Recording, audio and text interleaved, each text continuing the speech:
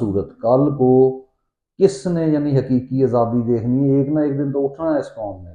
कब उठेगी वो मैं नहीं कह सकता, लेकिन उठेगी ज़रूर।